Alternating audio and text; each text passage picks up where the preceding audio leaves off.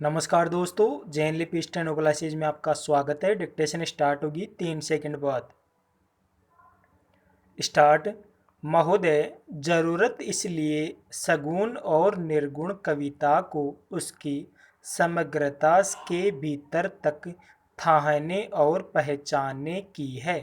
इसी क्रम में इन भक्तों और संतों के अंतर्विरोध भी हमारे सामने आते हैं। उनकी शक्ति और सीमा हमारे सामने उद्घाटित होती हैं। अगली पंक्तियों में हमारा लक्ष्य अंतर्विरोधों के बावजूद और उनके भी से यह बताना होगा कि अपनी अपनी जमीन, अपनी अपनी शक्ति और सीमाओं के होते हुए भी सामान्यतः अपने समय के लिए और हमारे समय के लिए भी भक्ति कविता का सगुण और निर्गुण भक्ति कविता का महत्वपूर्ण सामाजिक सांस्कृतिक महत्व है। भक्ति काव्य की ये सामाजिक सांस्कृतिक उपलब्धियां इन भक्तों और संतों के अपने अपने समय और समाज से किए गए साक्षात्कार के क्रम में उनमें इनके द्वारा किए गए हस्तक्षेप के क्रम में और इनके अपने गहरे रचनात्मक आत्मसंघर्ष के क्रम में सामने आई है। इन उपलब्धियों के पीछे गहरी और कठोर साधना को एक जीवंत इतिहास है। उसकी अपनी सफलताएं, असफलताएं, असंगतियां और अंतर्विरोध है।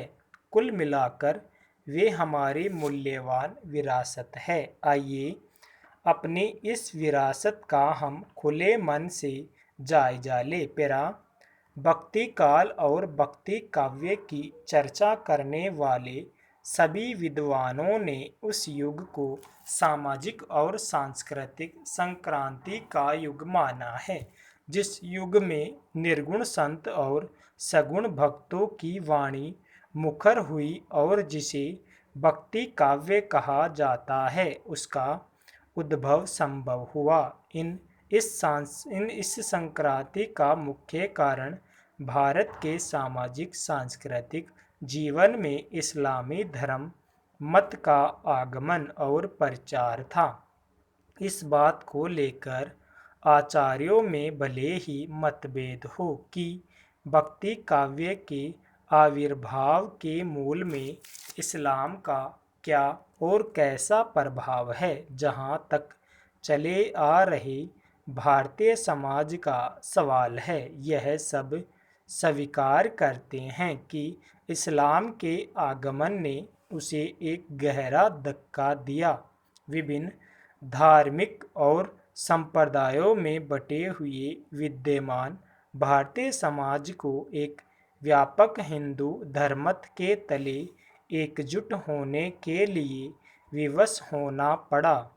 इस्लाम की ओर से आई सामाजिक सांस्कृतिक चुनौती को इसी प्रकार झेला जा सकता था और उसका प्रतिकार किया जा सकता था। विशृंखलित होती हुई समाज व्यवस्था पर भी ध्यान दिया गया और ऐसे रास्तों की खोज के प्रयास हुए जो भक्ति और अध्यात्म के संदर्भ में जनता के एक बड़े भाग को बिना किसी भेदभाव के आकर्षित करने और समेटने में सक्षम हो। सामाजिक स्तर पर भेदभाव विहीन सामाजिक संरचना का सवाल जटिल होने के नाते भले ही विचारणीय न बन पाया हो, परंतु धर्म तथा भक्ति के अगुआ लोगों ने, आचार्यों और धर्माचार्यों ने कम से कम भक्ति के धरातल पर मनुष्य और मनुष्य में भेद न करने की बात को जरूर उठाया और युग की अपनी विशेष स्थिति के संदर्भ में वे इस अभियान में बहुत कुछ सफल भी हुए। उनकी इस सफलता को निर्गुण संतों की रचनाशीलता और सोच को परिलक्षित भी किया जा सकता है। प्यारा भाइयों और बहनों, मुझे आज यहाँ आकर और ग्रामीण प्रबंध संस्थान के दूसरे दीक्षित समारोह में शामिल होकर बड़ी प्रसन्नता हुई है। ग्रामीण प्रबंध संस्थान की स्थापना हमारी विशाल ग्रामीण अर्थव्यवस्था की प्रबंध संबंधी ज़रूरतों को पूरा करने के लिए की गई है। मैं इस संस्थान के प्राधिकारियों को मुबारकबाद देना चाहूँगा, जिन्होंने इस संस्था की स्थापना के 2 वर्षों में ही अग्रणीय कार्य किया है। मैं उन वीरों को भी बधाई देना चाहूँगा जिन्होंने यहाँ सफलतापूर्वक अपनी ट्रेनिंग पूरी की है और जो अब व्यावहारिक जिंदगी में कदम रखने जा रहे हैं।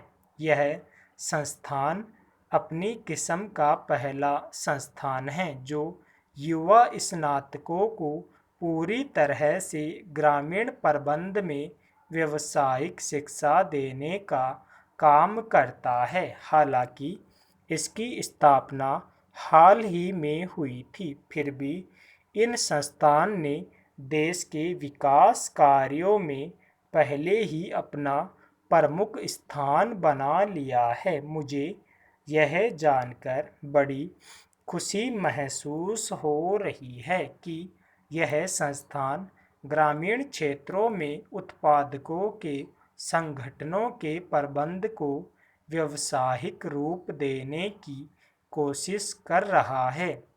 इसके लिए प्रतिभावान युवकों और युवतियों को ग्रामीण प्रबंध में ट्रेनिंग दी जाएगी, जिससे कि ऊंची योग्यता वाले नौजवान सक्रिय और कर्मठ प्रबंधकों का एक कोडर बनाया जा सके। इसके लिए प्रबंध कार्य में लगे मौजूदा अधिकारियों की कार्यकुशलता को बढ़ाया जाएगा और उनके सामने जो कार्य संचालन संबंधी समस्याएं हैं उनमें रिसर्च कराई जाएगी। पैरा ग्रामीण क्षेत्रों के उद्यमों को प्रबंध कार्य में प्रशिक्षित लोग उपलब्ध कराए जाने का विचार बहुत ही उत्साहजनक है। अभी तक हमने औद्योगिक क्षेत्र में विशेष ज्ञान रखने वालों के बारे में ही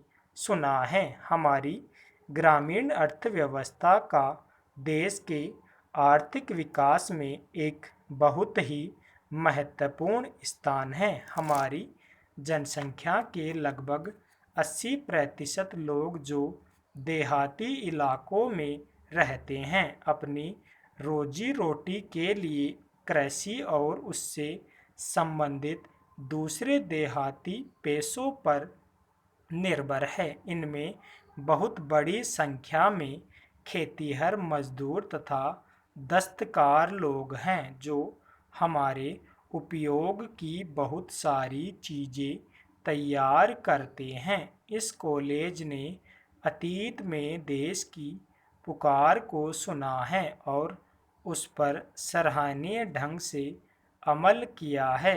इसके विद्यार्थियों ने देशभक्ति के ऊंचे जज्बे से स्वतंत्रता संग्राम में भाग लिया था। किसी भी शिक्षा प्रणाली के पीछे ऐसी ही भावना होनी चाहिए। आज़ादी से पहले शिक्षा संस्थाओं के वातावरण में आज़ादी की भावना भरी होती थी। इसी प्रकार आज के हमारे शिक्षा संस्थानों में राष्ट्रीय अखंडता और मानवता की सेवा की भावना रहनी चाहिए। मैं उम्मीद करता हूँ कि गुजरात कॉलेज के विद्यार्थी जो आज़ादी की लड़ाई में हमेशा आगे रहे हैं, वे राष्ट्रीय एकता और राष्ट्रीय विकास की कोशिशों में दूसरे लोगों से पीछे नहीं रहेंगे। मुझे बताया गया है कि 7 वर्षों की